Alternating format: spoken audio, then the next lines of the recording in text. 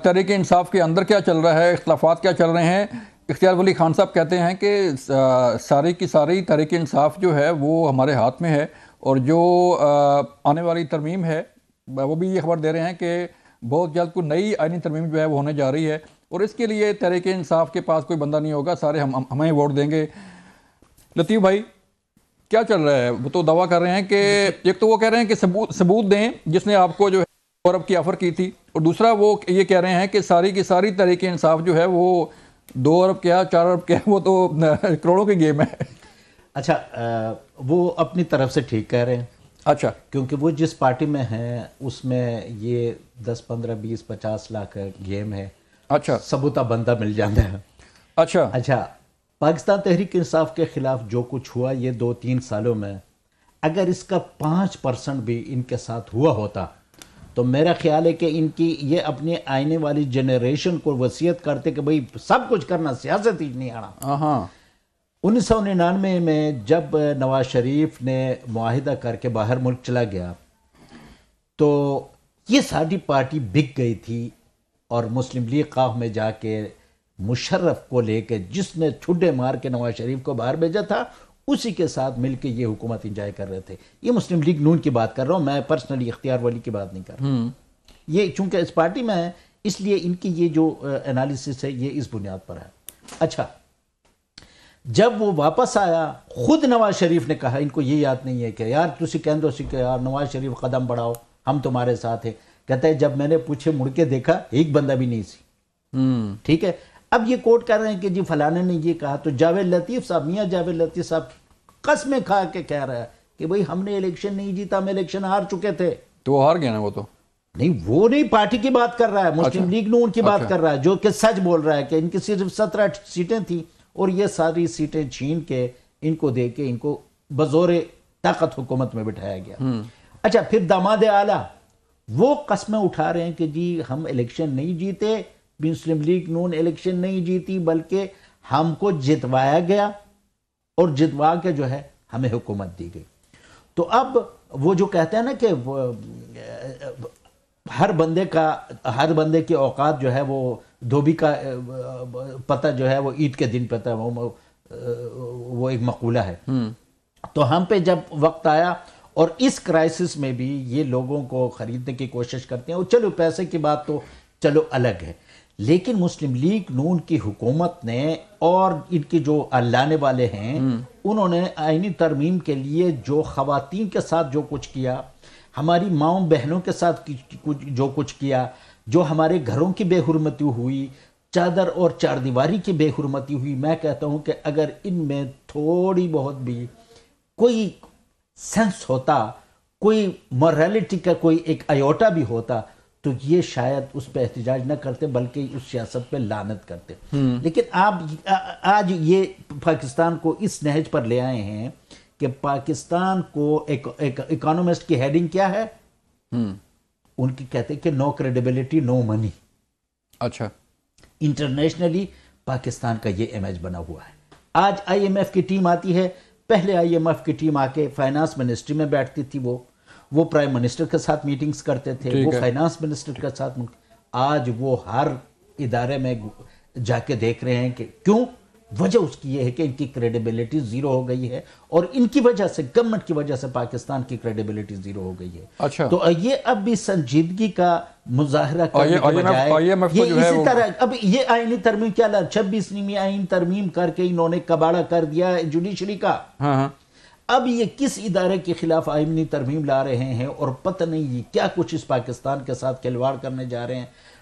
مجھے نہیں اندازہ کہ یہ کتنا اس پاکستان کو نقصان پہنچا کے ان کا دل بھرے گا، یہ کتنے نقصان پہنچانے کے بعد ان کو اطمینان نصیب ہوگا کہ یار بس اب پاکستان کا کباڑا ہو گیا ہے۔ ان کے تو لندن اور دبئی میں معاملات ہیں، وہ چل رہے ہیں، کسی کا سر محل ہے، کسی کا ایون فیلڈ ہے، کوئی کسی کا جو کچھ، لیکن اس ملک کے جو 99% لوگ ہیں جو روزانہ کی بنیاد پر یہاں پہ غربت میں جو اضافہ ہو رہا ہے، لیٹسٹ جو وہ آئی ہے اس میں مزید غربت میں اضافہ ہوا، اب 25% تک غربت کی لکیر کے نیچے لوگ چلے گئے ہیں۔ وہ کہہ رہے ہیں مہنگائی کم ہو رہی ہے، مہنگائی ان کی یہ منطق ہمیں سمجھ نہیں آتی کہ لوگ مہنگائی سے خودکشیاں کر رہے ہیں، لوگ اپنے روزانہ کی جو معمولی اخراجات ہیں وہ ان سے پورا نہیں ہو پا رہا. پتہ نہیں یہ اب مہنگائی، ان کی مہنگائی مریخ میں کم ہو رہی ہے یا مارس پہ. چلیں اختیار ولی صاحب، آپ کا جو جواب آپ نے سن لیا. وہ کہہ رہے ہیں کہ آپ اپنی بات کر رہے ہیں کہ جو لاکھوں کی گیم ہے 10-15 لاکھ میں جو ہے بندہ مل جاتا ہے. اچھا، ایک تو مجھے نہیں پتا کہ لطیف بھائی اس وقت کیا کام کرتے تھے جب ہم جیلوں میں گئے تھے. اس ملک کا کوئی ایسا جیل نہیں ہے جو ہم نے نہیں کاٹی، اور ہم تو اس بدنی تشدد سے گزرے ہیں کہ ہماری انگلیاں توڑ کے آئی ہیں، ہمارے ناخن نکلوائے گئے ہیں. جہاں تک آپ کہتے ہیں نا کہ آپ کے ساتھ کوئی بہت زیادہ ظلم ہوا ہے، ابھی تو آپ کی پوڑی کھلی بھی نہیں ہے، ابھی تو آپ کی کھلی بھی نہیں ہے، ابھی تو آپ کا سلسلہ شروع بھی نہیں ہوا. ابتدا عشق کہر ہوتا ہے کہ آگے آگے دیکھیے ہوتا ہے کیا. آپ نے تو 9 مئی کے واقعات کر کے اپنے لیے کتنی پسوڑی کھول لی ہے، اور ایک 9 مئی میں سینکڑوں وارداتیں ہیں. بات ایسی ہے کہ ہم نے تو مریم نواز کے کمرے تک، بیڈ روم تک آپ کی حکومت میں گھستے ہوئے دیکھا ہے کہ حکومت کس طرح چادر اور چار دیواری کی حقوق کو پامال کرتی ہے، کراس کرتی ہے. مجھے بتائیے کہ کس جرم میں آپ بلاتے تھے شہباز شریف کو صاف پانی میں اور بٹھا دیتے آشیانہ کیس میں. آپ نے بلایا حمزہ کو اور اس کو قید کر کے رکھ دیا. مریم نواز کا سیاست سے کیا لینا دینا تھا؟ اس کا سیاست سے کیا لینا دینا تھا؟ کون سا آفس بیئرر تھی وہ، کس پارٹی کا، کون سا اس نے کوئی عہدہ سنبھالا تھا حکومت کا؟ کیوں اس کو جیل میں رکھا؟ 1 بار نہیں 2 بار. ہم نے تو اپنے جنازے بھی چھوڑ دیے تھے، جنازے ہم سے نہیں ہوتے تھے. آپ نے تو ہمیں اپنے مردوں کے منہ، آپ نے تو ہمیں اپنے کلثوم نواز کا منہ دیکھنے نہیں دیا. اب آپ ہمیں کہتے ہیں کہ آپ کے ساتھ بڑا ظلم ہو رہا ہے. میں اگر آپ سے پوچھوں، اور اگر آپ اس وقت سیاست میں تھے، تو بتائیے لطیف صاحب، عرفان صدیقی جو 80 سال سے اوپر ان کی عمر ہے، ایک سفید ریش بوڑھا آدمی، کمزور ضعیف، اس کو ہتھکڑیاں لگا دی تھی اپنے گھر کے کرائے نامے میں. وہ لوگ جو ہمارے جلسے کے لیے کرسیاں دیتے تھے، آپ ان پہ پرچے کرا دیتے تھے. لیاقت باغ میں آپ نے پانی چھوڑ دیا تھا. لیکن وہ کہہ رہے ہیں کہ مسلم لیگ نون جو ہے وہ خود کہتی ہے کہ ہم الیکشن ہار چکے ہیں، ہمیں تو لایا گیا ہے. یہ مسلم لیگ نون نہیں کہتی، یہ ایک آدھ بندے کا بیان ہو سکتا ہے. مسلم لیگ نون میں ہوں، میں اس وقت ترجمان ہوں پارٹی کا بھی اور فیڈرل گورنمنٹ کا. میری بات کریں جی، کوئی ایک بندہ اگر ناراض ہو جائے تو پھر میں سب سے پہلے بات کوٹ کروں گا جسٹس وجیہ الدین کی، جو کہتا تھا کہ عمران ایک چور ہے، ڈکیت ہے، جو کہتا ہے کہ عمران دوسروں کی جیب پر پلنے والا بندہ ہے. میں پھر بات کروں گا اکبر ایس بابر کی، جو کہتا ہے کہ عمران نے اسرائیل سے پیسے پکڑے تھے، عمران نے انڈیا سے پیسے پکڑے تھے. میں پھر ان کی بات کروں گا کہ وہ کہتا ہے اکبر ایس بابر کے کتنے سال، 8 سال وہ گیا الیکشن کمیشن میں اس مقدمے کی پیروی کے لیے کہ عمران خان پیسے لیتا تھا اور کھا جاتا تھا. وہ کہتا ہے کہ شوکت خانم میں جو خیرات اور زکوٰۃ کے پیسے آتے ہیں اس کو اٹھا کر یہ کسینوں میں لندن میں ہار کے آیا ہے. خواجہ آصف نے جب اس کو جب خواجہ آصف نے ان کو چیلنج کیا، جب خواجہ آصف نے ان کو چیلنج کیا، عمران نے کہا کہ میں خواجہ آصف کو وہ کوزے کو تانا دے رہا ہے کہ عدالت میں لے کے جاؤں گا، لیکن آپ عدالت میں نہیں لے کر گئے. لوگوں کو تانا دیں گے کہ بھئی، یعنی آپ اندازہ کریں کہ اس ملک کی جس خاتون کی بات کر رہی ہیں مریم نواز، کہ وہ نام اس کا کیا قصور تھا؟ اس کا سب سے بڑا قصور یہ تھا، اس وقت وہ سیاست نہیں تھی، اس کا سب سے بڑا قصور یہ تھا کہ آپ اندازہ کریں کہ شہباز شریف جو ہے میاں مشرف شریف کا بیٹا ہے، مریم اس کی پوتی ہے. ٹھیک ہے جی. مریم سے جب پوچھا گیا کہ بھئی یہ جو آج کل کے تمہارے یہ وہ ہیں، تمہارے بھائی وغیرہ ہیں، یہ ارب پتی کیسے بن گئے؟ تو آگے سے مریم کہتی ہے میرے دادا جو تھے وہ اس وقت سن 70 میں اربوں پتی تھے. ٹھیک. اور جب بیٹے سے پوچھا گیا شہباز شریف سے، تو وہ کہتے یار میرا باپ تو غریب کسان تھا. پوتی کاروباری شخصیت تو تھے نا، وہ کاروباری کتنا کاروبار تھا جی، اس کے بیٹے کو تو پتا ہوگا نا. وہ تو کہتا ہے میرا میڈل کلاس کا باپ تھا.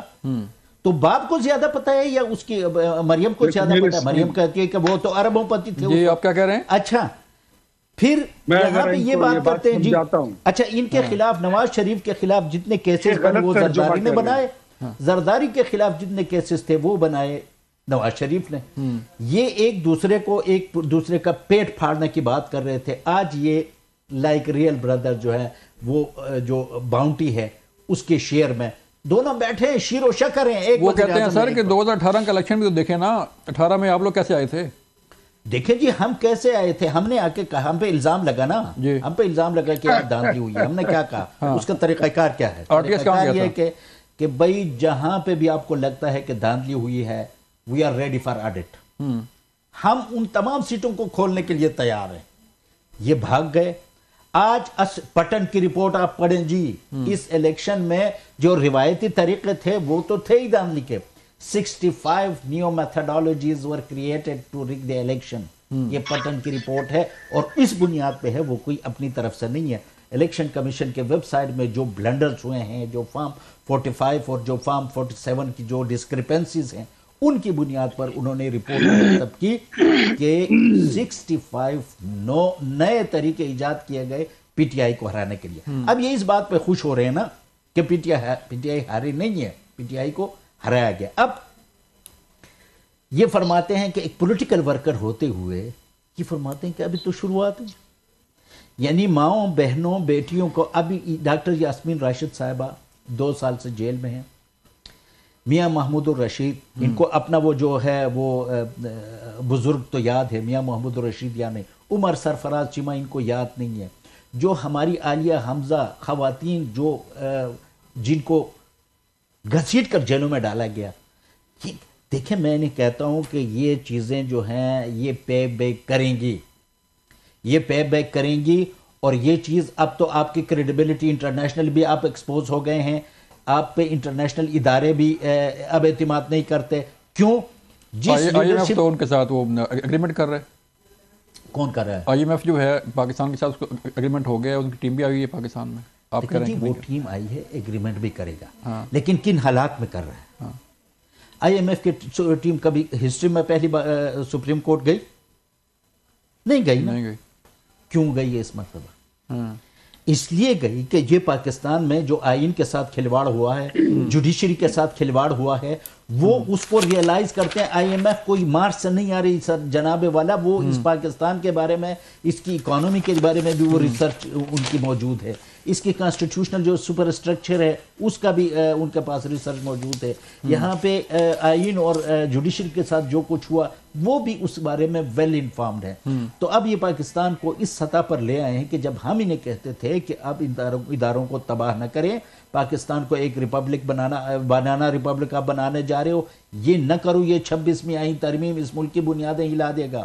آج جوڈیشری آپس میں گتھم گتھا فرام ٹاپ ٹو باٹم, اور اب کسی کو کچھ نہیں پتا کہ اس ملک کے ادارے کام کیسے کریں گے. تو انہوں نے اس حد تک پہنچا دیا کہ I M F was compelled to go to Supreme Court, کہ وہ وہاں جا کے ان کو سینسٹائز کرے کہ یار یہ جو کچھ آپ کی جوڈیشری میں ہو رہا ہے. سر دیکھیں نا 26ویں آئین ترمیم کے بعد جو ہے آپ حصہ ہیں جوڈیشل کمیشن کا بھی, اور کام تو ہو رہا ہے سپریم کورٹ میں. سر جوڈیشل کمیشن سے مسئلہ تھوڑا حل ہوگا. ہم نے تو اس نے ہمارے جو ممبرز تھے انہوں نے تو بائیکاٹ ہی کر دیا, اس کے کسی میٹنگ میں نہیں گئے.